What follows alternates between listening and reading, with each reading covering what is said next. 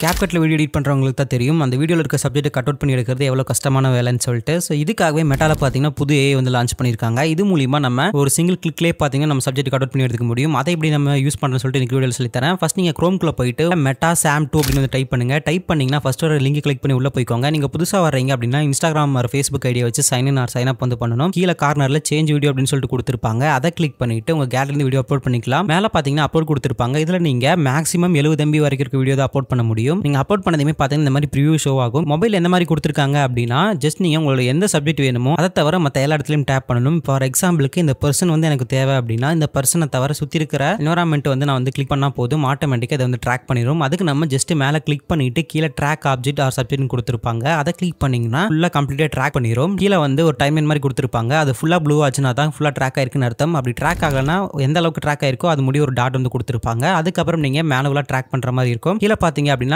track பண்ணி முடிச்சதுக்கு அப்புறம் குட் டு கோன்னு கொடுத்திருப்பாங்க அதை கிளிக் பண்ணிட்டு இந்த இடத்துல பாத்தீங்கன்னா சர்ப்ரைஸ் மீ அப்படினு கொடுத்திருப்பாங்க அதை கிளிக் பண்ணீங்க அப்படினா நீங்க 2 டைம் 3 டைம் கிளிக் பண்ணும்போது இந்த மாதிரி உங்க சப்ஜெக்ட் தவிர மத்த எல்லா இடத்துலயும் green screen வந்து வரும் ஆனா உங்க சப்ஜெக்ட் பாத்தீங்கன்னா black கலர்ல இருக்கும் இதுக்கு நீங்க என்ன பண்றீங்க அப்படினா மோர் ஆப்ஷன் ஒரு பக்கத்துல ஒரு பட்டன் கொடுத்திருப்பாங்க அதை கிளிக் பண்ணிட்டு பேக்ரவுண்ட் அப்படினு சொல்லிட்டு ஒரு கேட்டகரி சைடுல கொடுத்திருப்பாங்க அதுல ஒரிஜினல் அப்படிங்கறத கிளிக் பண்ணிட்டீங்கன்னா இந்த மாதிரி ஒரு நார்மலான கட் அவுட் வந்து கிடைச்சிரும் இல்ல ப்ரோ எனக்கு வந்து டைரக்டா சப்ஜெக்ட் மட்டும் கட் அவுட் பண்ணிட்டு green screen ஆட் பண்றதுக்கு எப்படின்னு கேட்டீங்கன்னா அதை வந்து நான் அடுத்த மெத்தட்ல சொல்றேன் இது வந்து மொபைல்ல யூஸ் பண்றது